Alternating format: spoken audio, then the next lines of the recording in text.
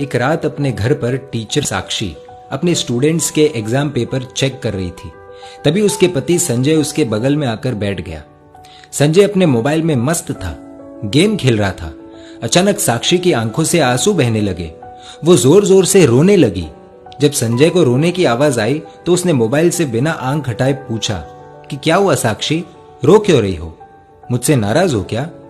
साक्षी बोली, नहीं, मैं तुमसे नाराज नहीं हूं। दरअसल मैंने स्कूल में परीक्षा के तौर पर एसे राइटिंग में एक बहुत ही अच्छा विषय दिया था कि अगर आपकी इच्छा हो तो क्या बनना चाहेंगे। पति संजय जोर से हंस पड़ा। तो इसमें रोने वाली क्या बात है? फालतू में मेरा गेम खराब कर दिया। साक्षी बोली, संजय 2 मिनट फोन छोड़ो और ये देखो एक बच्ची ने क्या लिखा है उस एसे राइटिंग में। तुम खुद पढ़कर रो पड़ोगे। संजय ने कहा, अरे मैं थका हुआ हूं, प्लीज तुम पढ़कर सुना दो। साक्षी ने आंसू पोंछकर पढ़ना शुरू किया।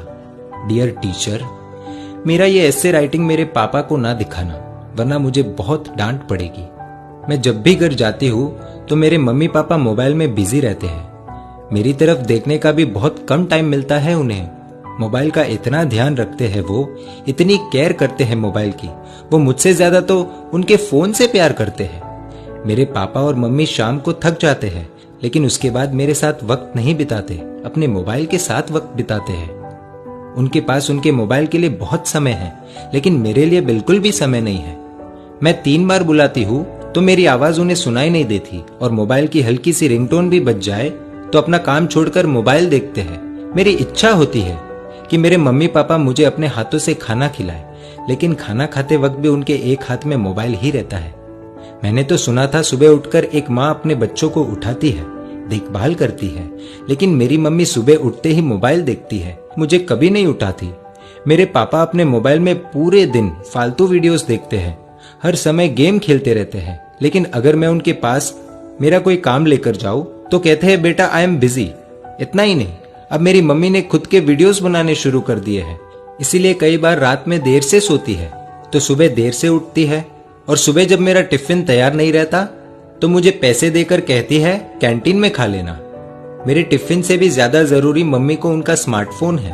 हाँ, डॉटर्स डे के दिन दोनों मेरे साथ फोटो लेते हैं, और वो मेरे लिए नहीं, अपने अपने स्टेटस में डालने के लिए, जिससे दुनिया को पता चले कि वो भी ट्रेंड के साथ चल रहे हैं। वीडियो कॉलिंग पर अपने दोस्तों के साथ 1-1 घंटे तक बातें करते हैं, लेकिन जब मैं कोई कहानी सुनाने कहूँ तो कहते हैं बेटा इंटरनेट पर सुन लो।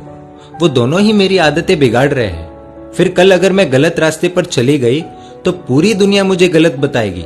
इसलिए मेरा हमेशा से सपना रहा है कि मैं भी एक स्मार्टफोन बन जाऊं।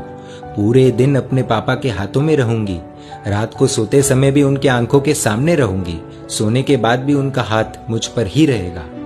खाना तो नहीं मिलेगा, लेकिन हाँ, टाइम टू टाइम रिचार्ज होता रहेगा। मेरा पूरा ध्यान रखा जाएगा। मुझे खरोच भी नहीं आने देंगे। जहां भी जाएंगे मुझे अपने साथ ले जाएंगे। हमेशा दोनों की आंखों के सामने रहूंगी। संजय थोड़ा भावुक हुआ, लेकिन फिर से अपने गेम में लग गया और साक्षी से बोला कि ठीक है, अच्छा लिखा है, इसमें रोने जैसा कुछ नहीं है। तुम्हें इतनी सी बात पर रोना क्यों आ गया Sakshi? Be strong, come on. तो साक्षी ने कुछ ऐसा कह दिया कि खुद संजय भी अपने आप को संभाल नहीं पाया। साक्षी बोली कि संजय, ये ऐसे जिसने लिखा है वो अपनी ही बेटी है। दोनों के आंसू रुकने का नाम नहीं ले रहे। भागते हुए अपनी बेटी की बेडरूम में गए। देखा कि वो अपने मम्मी पापा की तस्वीर से लिपटकर सो रही है। ये दृश्य देखकर दोनों को रोना आ गया। साक्षी और संजय दोनों ने अपनी बेटी को नींद से जगाया। उसको उठाकर दोनों ने क्षमा मांगी। कहा कि बेटी, तुमने हमारी आंखें खोल दी, हमें माफ कर दो। अब से स्मार्टफोन नहीं, तुम हमारी आंखों के सामने रहोगी। पूरे परिवार के लिए बहुत ही भावुक पल था। दोस्तों, इस कहानी से आपको क्या सीख मिली, कमेंट द्वारा बताएं। और अगर आपको लगता है कि ये कहानी शेयर करने जैसी है तो तुरंत अपने दोस्तों, परिवारजनों और रिश्तेदारों के साथ शेयर कीजिए। और ऐसी सुंदर कहानियों के लिए emotional video stories page like कर दीजिए और YouTube पर हमें सब्सक्राइब कर दीजिए।